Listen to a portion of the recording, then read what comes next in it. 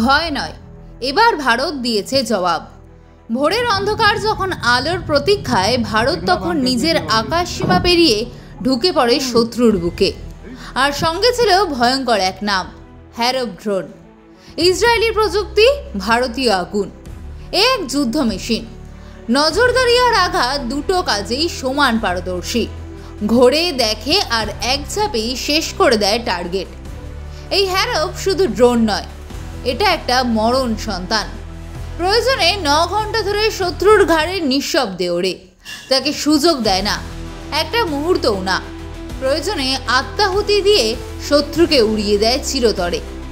করাচি, লাহোর, আরও কত শহর যেখানে ভারতের শত্রুরা আত্মবিশ্বাসী গা ভাসিয়েছে, সেই আত্মবিশ্বাস আজ ধ্বংসস্তূপে।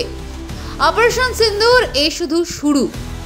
এই ড্রোন জানে কবে থামতে হয় আর কবে ঝাঁপাতে হয়। অপারেটরের নির্দেশে মুহূর্তে বদলায় তার মিশন। এ যেন এক যোদ্ধা, এক শিকারী, এক অভিশাপ।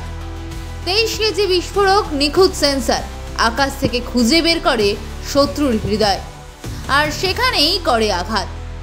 পাকিস্তান বলছে ভারত আগ্রাসী, আর ভারত বলছে আমরা শুধু চুপচাপ কড়া জবাব দিই।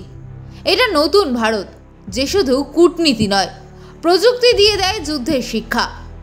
এটা সেই ভারত যে শত্রুর ঘরে ঢুকে বলে, তুমি যদি আগুন হও, আমরাও মহাসাগর। হ্যারপ উঠছে আর ভারত জেগে উঠছে।